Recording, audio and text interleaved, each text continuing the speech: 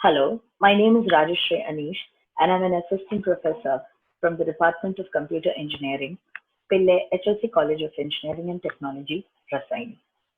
Today we'll be having a look into a great tool called Equatio for remote teaching learning of math-based topics and subjects.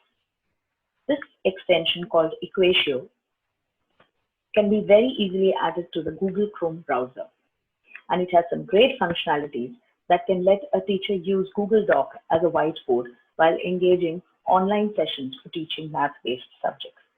So let's take a look on how it works. For getting this extension, you will have to go to the Chrome Web Store. You'll have to go to Google, and in the search engine, you'll have to type Chrome Web Store. And please click on the first option. Once you click, you come to the web store, and if you scroll down, you'll have multiple extensions like these that you can see on the screen that suits different functionalities. On the left navigation at the top, there is a text box into which I will write down Equatio.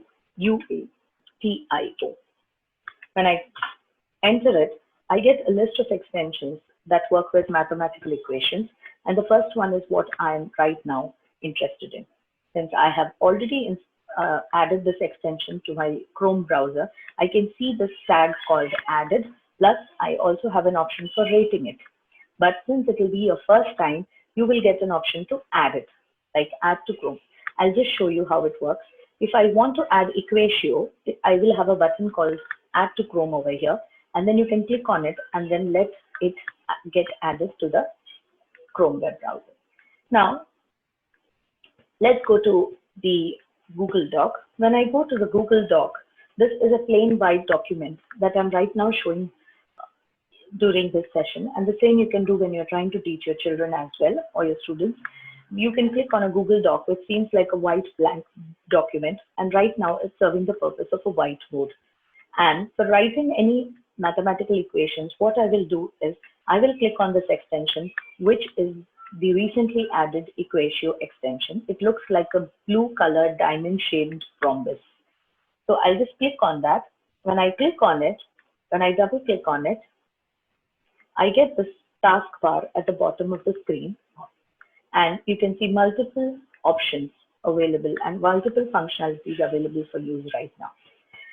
And the first one on the taskbar is the version that you're currently using. Right now I'm working with the free version. If from one organization, many teachers are interested, they can convince the management to purchase the premium version of it, which is again a very useful way to work. But let's see what features are available for the free version.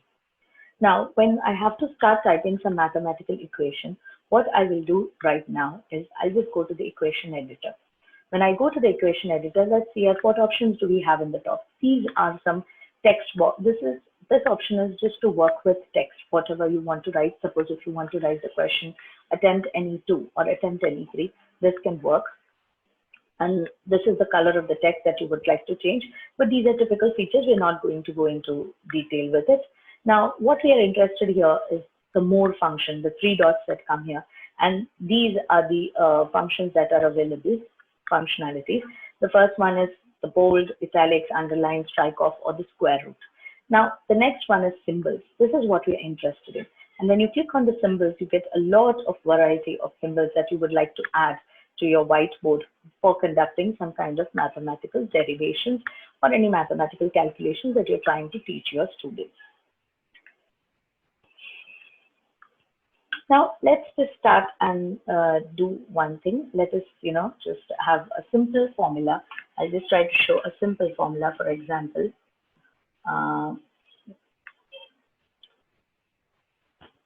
X plus y, the whole square. If I want to show whole square, you can use the arrows on your keyboard to move up or down. Like for the superscript, you can go up, and for coming down to the base, you can use the down key. And then here I'm writing down 2, which is equal to, I can say, I would again like to introduce this one. Just let me, and just I'm coming down and then clicking on the button for the equal to sign. And right now what I'm doing is again inserting the symbol, going up and changing the superscript. It is x squared plus, I'll come down again because it's going on. And then this time again I would be interested, and this will be x square. I want to take it for y. So x square plus y square plus it will be 2xy. That is the formula. So this is how you would want to draft. And now I want to put it up on the whiteboard. I'll just insert math. I'll click on the button called insert math, and here it is. You get the equation on the Google Doc. Now you can treat it as if it's a whiteboard. Now, depending upon, again, if you want to include some very tough formulas, or you want to put up some equations related to infinity or related to some alphabets from the Greek language, that is Greek symbols, if you would want to, everything is there. For example, if I say area of a circle, I can say I want the pi r square. So I would go and just click on the pi symbol, and then after that I would again go and click on the x. Then I'll go here and I'll write down x square, and of course I'll write here r, where in the bracket you can say r is the radius of the circle.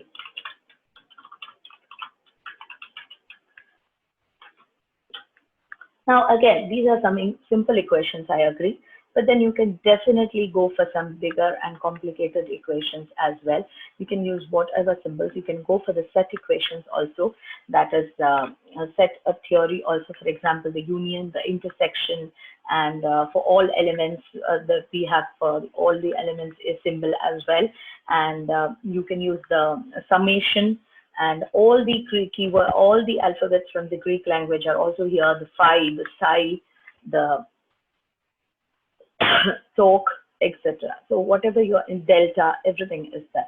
So you can always make use of any of this and create some good mathematical equations. Now, suppose if you're interested to convert the degree Celsius into degree Fahrenheit, you can definitely do this with the degree Celsius symbol or the degree Fahrenheit symbol. And otherwise, you can also use the epsilon or the add or this omega sign, or see there's just psi, and here is pi. And then there are so many other symbols that you could use. Now, the other two features are unfortunately the ones that belong to the premium, so we are right now not using it. So since you have already, let us now try to insert this board. Now when you're trying to insert this board, yeah, so this is how it comes. So I do not want both of them, so I'm just deleting this one. The first equation can be deleted, and then I go to the second one and I'm trying to, yes. So this is how it comes on the screen. Okay, so good.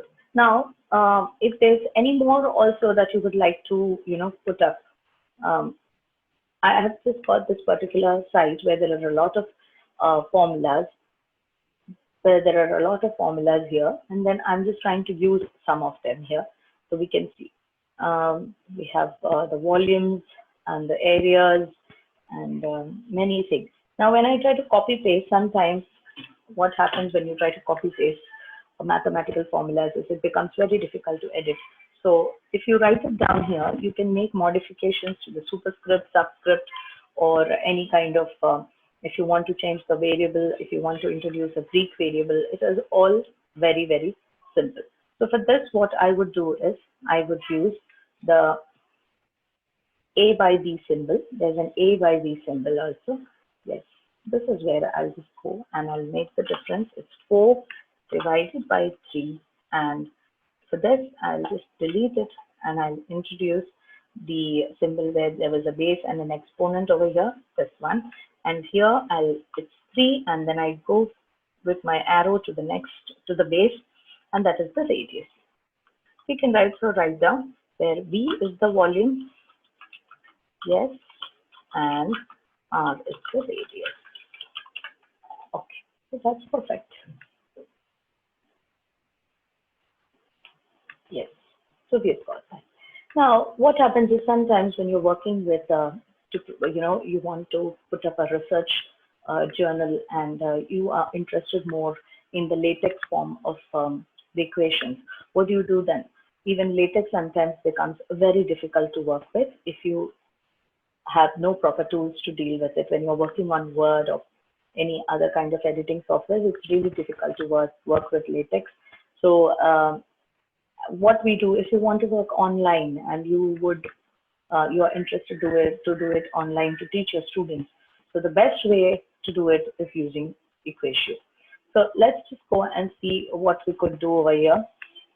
Now we have some tough formulas over here. Something that uses a lot of just this one. Okay, let's take this one.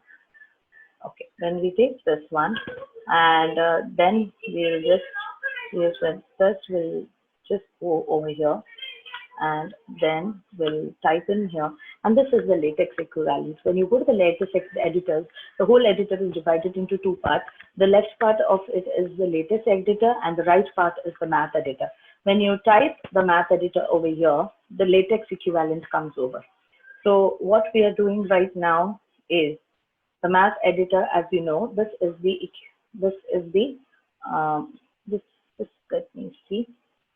This one. Okay. Now, when you do this, you realize that a lot of features of the original formula has been lost. This is what happens when you try to copy the formula from the internet down to any word editing software. So how will we modify this using this one? So if you see now, I raised to I, this one is a complete exponent. So what we will do is we will just modify this, and I'll paste this. Okay, so now it has come right, and everything else seems to be in place. So we'll just go, this one is also an exponent. So what we'll do right now is delete this, go up and make a change and make it Z2, and this one is also I'll again try to insert. So it becomes a little difficult, right? So what do we do then? What do we do? You want latex, but you also want to deal with the proper equations. You don't really want to, make any unnecessary errors in this case. So what would you do? I'll just delete this here, and then this is one, and the same thing goes over here as well.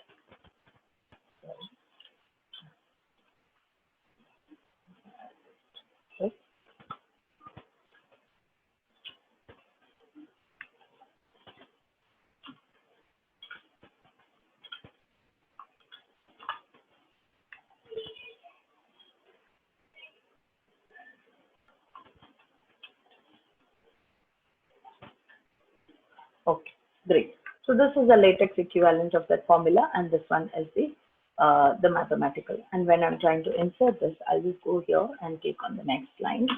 Okay, here, that's good enough. And then I'm trying to insert this. When you try to insert this, yeah, this is where it comes. Trying to delete it and then again insert. Yeah. So you've got the equation, plus you've also got the latex part of it. You can look into many more formulas like this. But now we notice one part. We notice one very important part right now is when we wanted to copy down, when you want to write it yourself, it's pretty easy. You can go to the math editor and then you can draft your own equations. Okay, so that's easier. But and you can also have the same equations, latex part as well in the latex editor. But what happens when you have to take down something for the internet and when you copy the formula onto your editor, the basic formatting changes, and then you have to sit and do it all over again.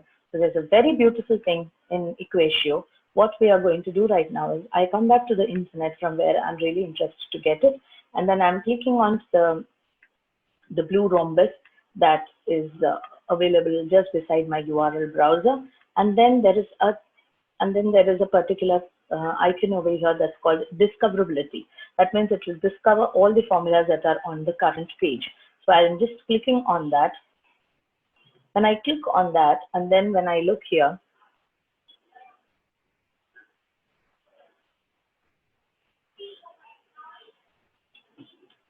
yeah. So what happens is when I click on Discoverability, it will take a slight delay of probably around 5 to 6 seconds. And what you'll notice is it will group all, if it's clear to you, you can see this. It will group all the formulas on the page depending on, using its own logic. And then whatever formula you're interested in, it's grouping everything. And then now when you copy that as a group, it will come along with the format that has been designed in it, not just words or alphabet. So now when I go and click on this, this was the one that I was particularly interested. So let's go to the next one, which is a little more tough.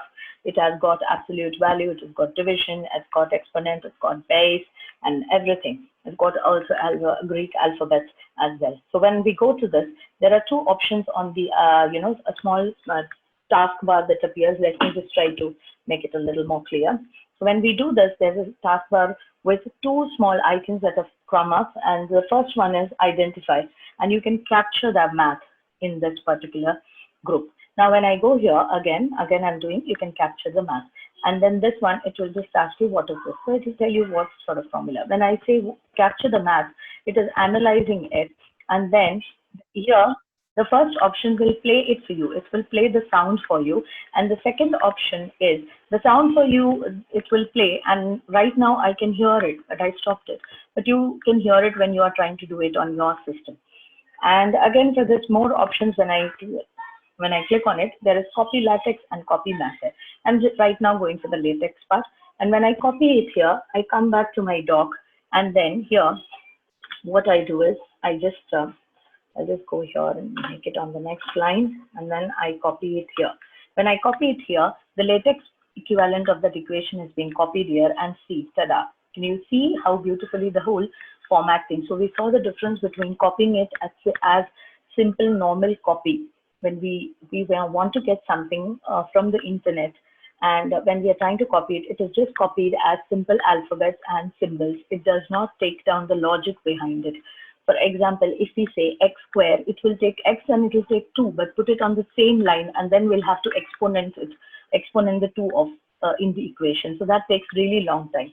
Now, when I did this, when I enabled the discoverability option of the Equatio on that internet page, it grouped all the equations, and whatever group I was interested in, I went on to that and I clicked on it, and then it showed me these two options, and it asked me whether I wanted to capture the math. When I said I wanted to capture the math, it tried to analyze the equation, and then I have three options now. Either I can close the small taskbar that has suddenly appeared, or I can play the equation, it will read it out for me. And another option that has been given is you can either copy the latex equivalent, or you could copy the math equivalent. Now this is extremely good if somebody wants to take down formulas from the net to incorporate in their research journals, and they want to draft it. So you get both the math and the latex part. So it's beautiful. You copy the latex part of it, and then you copy it here into the latex editor, and you get the math equivalent of it. Now I'm trying to insert it onto my Google Doc, which is acting like a whiteboard, and I'm teaching all this to my students. So nothing of the format has changed, no time wastage. Perfect. So I hope the discoverability option of the equation is also clear. Now the next that we have right now is handwriting recognition, which is a very typical utility of a whiteboard, something that we can always use. So again,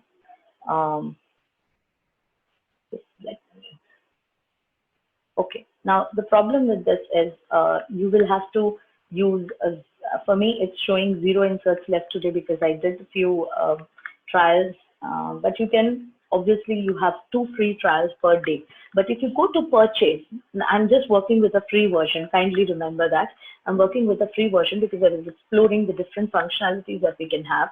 But I've also worked with a premium version before, and I saw that the handwriting is the typical, editor, typical way. It works in the typical way that the usual whiteboards work.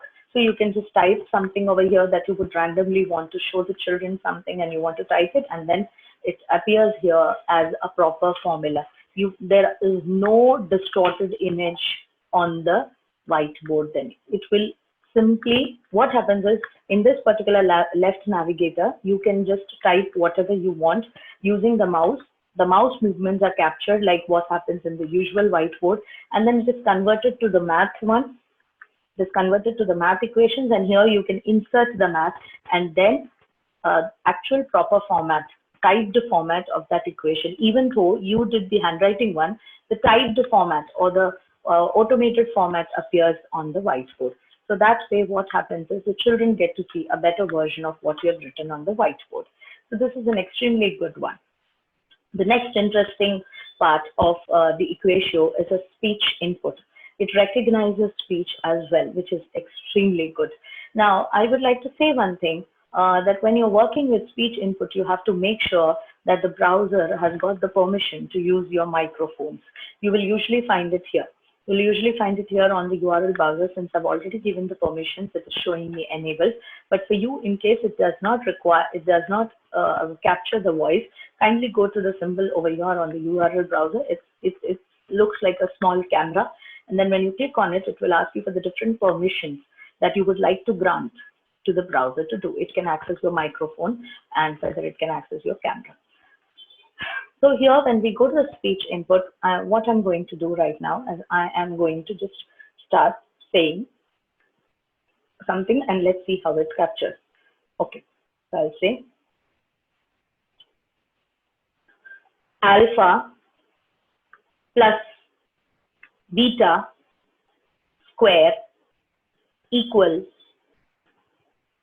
alpha square plus beta square.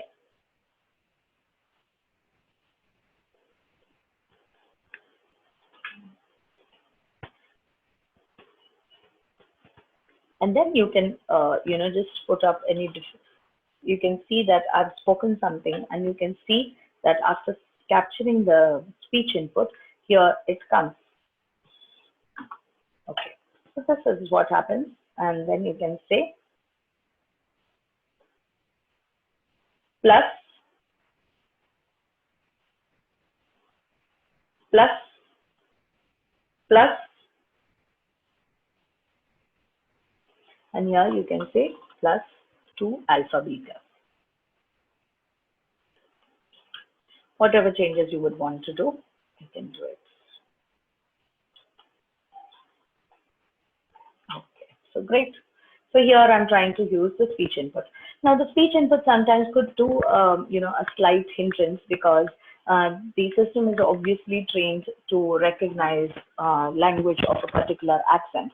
So if you're very sure, or if you have trained yourself to speak in the exact same way, or you can tune yourself to, a way with trial and error method to see what type of accent the system is more trained to capture. And if you could speak in that particular way, the speech input would be a real lifesaver. It can be a lifesaver because it saves you a lot of time to do a lot of stuff when you want to just speak to your children online and immediately make up equations fast. So this is the speech editor. Now the speech input editor, and then we have the Equatio mobile, because if you want to just let children use this on the mobile, and Equatio as an app is available that way also. Now there's another tool that I'm really interested in, and that is called the graph editor. When you go to the graph editor, and if you want to show children, the different equations and how they can be interpreted on the graph. So x plus y equals to 10, and you can see how the line keeps moving with the different constants that are added to the equation. So now here I'm doing few changes to show you how it can just differ. So this way the children can have a really good view of how this is done. So if I say x square, and if I suppose I want to just this is something I would like to show, and x square plus, again I'm trying to insert this, again I'm saying y square, and equals to 10. And suppose I want to draw the graph of this. So this is how it would look.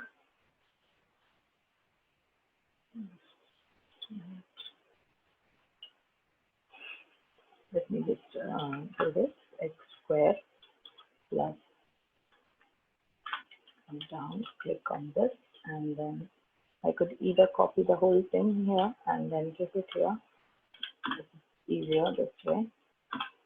Y, and then this one I'm just trying to copy it. Okay, equals to 10. Okay, great. So this is, I'm just copying it down here and I'm going to the graph editor and look at this. How does the circle come? So this is one way that you can use the graphical editor on the Equatio to show the children how it works. And suppose if I have like this, then you can show how the ellipse would turn, how the shape of the ellipse changes with introducing constants in the equation. Now, if we want to show some kind of waves, those are really interesting if you want to show how waves look, with different equations. So this is how it looks. So again, a very, very interesting functionality from Equatio. So I hope I've covered almost all topics in Equatio functionality. Now, I hope all the topics were of use, and let's hope we can always keep exploring like this. And if you are interested, you can always go for the premium feature as well. Thank you so much for your patience, and hope you liked it. Thank you.